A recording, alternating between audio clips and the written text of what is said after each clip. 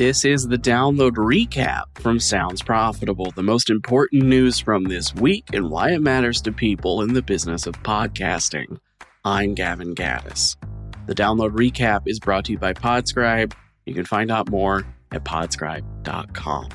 This week's stories include why Triton Digital executive Sharon Taylor thinks podcasting is losing sight of its audio origins, what I learned from the longest-running one-person show in Vegas, that one's from Tom Webster, how podcast clips can work for you, an interview with Lewis Roberts, and the death of the late night show is the canary in the linear coal mine. Let's get started. Before I get into today's top story, a quick reminder for those of you out there listening when this episode comes out. This coming Wednesday, June 30th, at 2 p.m. Eastern Standard Time, Tom Webster will be hosting a presentation of the latest section of Advertising Landscape Data. Part 3, Driving to Action, examines how podcast audiences actually respond to advertising in comparison to other digital and traditional channels. These findings challenge conventional assumptions about podcast ad performance, promo response rates, and word-of-mouth generation. Registration is open now. There is a link in today's show notes as usual.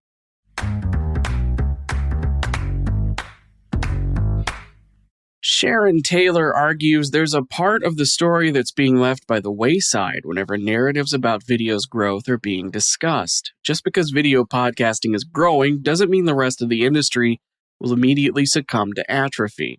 A quote from Taylor, quote, "My cautionary tale, which I'm obviously trying not to frame like I'm Henny Penny saying the sky is falling, is this. As the video audience grows and the audio audience remains, my message to the industry is, hey, don't forget that you've got a ton of people who love audio." End quote.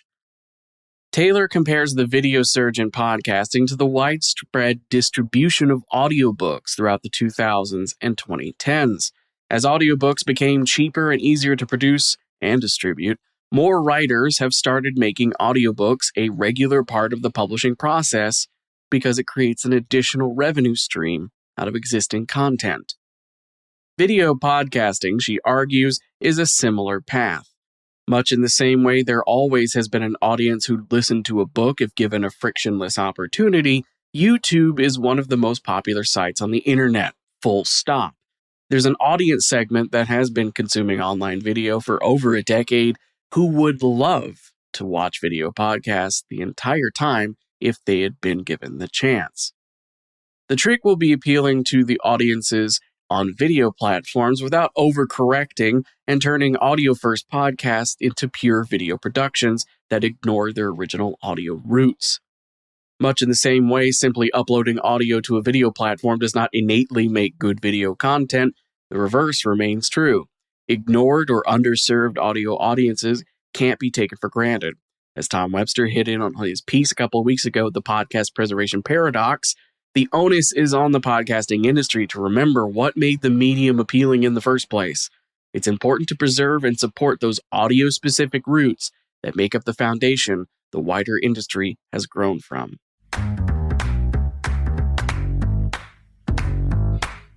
During a recent vacation to Italy, Tom Webster attended a lecture from magician Mac King, who has a one-man show in Vegas that's run for 20 years. An important lesson podcasting could benefit from is King's response to a question about how he always seems so fresh while doing his act. King repeats the same effects in the same order hundreds of times a year, but he also takes great care to incorporate audience participation into the show. As Webster says, everything an audience gives a performer is a gift, and it's an opportunity for the performer to demonstrate they're actually listening and care for said audience. A quote from Webster, quote, "For podcasters, I think one of the best ways to make use of this bit of wisdom is to continually find ways to engage with an audience, even if it isn't in the context of your show itself. If your show has a live component or YouTube or another platform, that means doing more than just hurriedly reading people's comments aloud and then moving on with whatever you were going to say anyway. It means being present and engaging with the content of those comments, even asking viewers and listeners to clarify or follow up on their thoughts. If your show does not have this live component, you can still find ways to create live chat events that happen outside of the show and work those elements into your recordings. End quote. There's a fine line between the illusion of audience participation and actually engaging with what they give out. Confidently crossing that line into the latter is a big step towards keeping content fresh and engaging.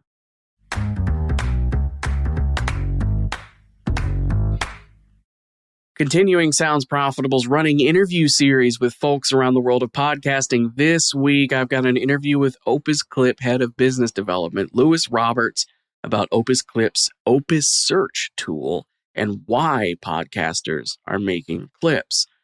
Roberts recalls that during his time working for the Pat McAfee Show, 5 to 10-minute clips of back catalog episodes were monetized with a 15-second ad, an ad that managed to get CPMs, cost per mil or cost per thousand impressions, that were comparable to the CPMs from sponsors for full episodes.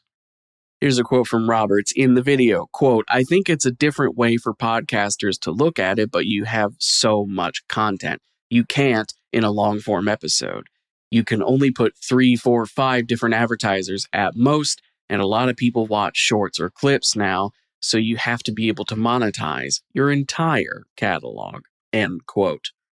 You can catch the full 2.5-minute video with a transcript right now on Sounds Profitable with the links that are in the description.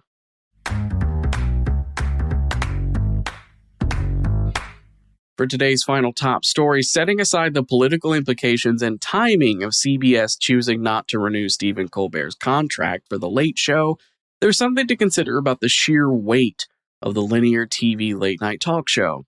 Article writer Dave Dembowski points to The Daily Show. On paper, it gets under half of the viewership of The Late Show, but outside the world of linear TV, it's a multi-channel empire.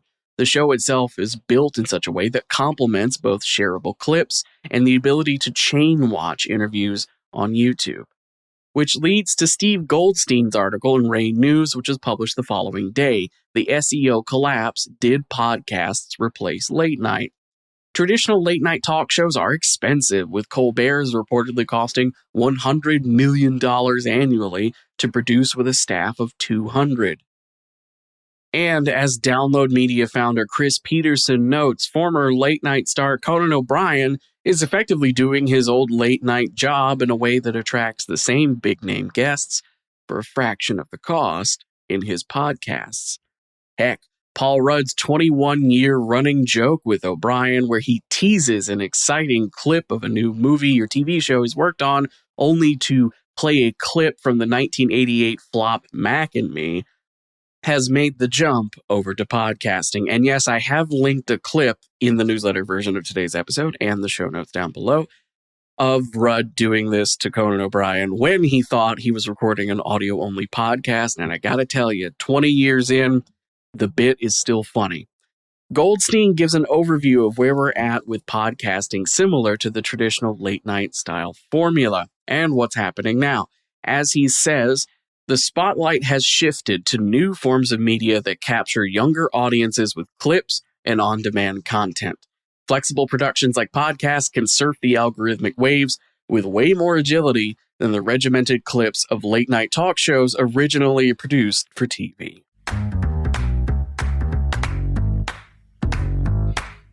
Finally, it's time for my quick hits. These are articles from throughout the week that, despite not getting coverage as a full story here, I still argue are worth including in your weekend reading.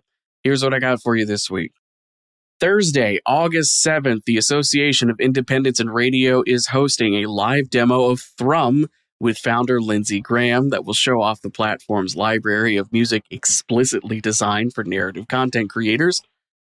Apple Podcasts has new subscription listening reports that include episode, show, channel, and provider listening at the daily, weekly, or monthly level. They have also published a new post that breaks down the steps they took to protect listener privacy in these new reports. I've linked to both in the newsletter. CityCast has new offices both in the Twin Cities and Seattle, both of which are hiring multiple positions, all of which you can find on the Sounds Profitable job board.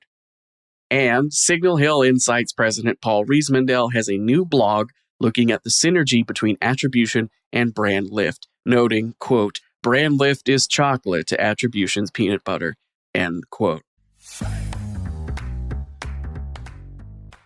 That was the download brought to you by Sounds Profitable. I know I went through today's stories fast, so be sure to check out the links to everything I've mentioned today, which you can find by clicking the link in your podcast listening app in the show notes, or you can go to the download section of soundsprofitable.com. Heck, you can even subscribe to the newsletter while you're there.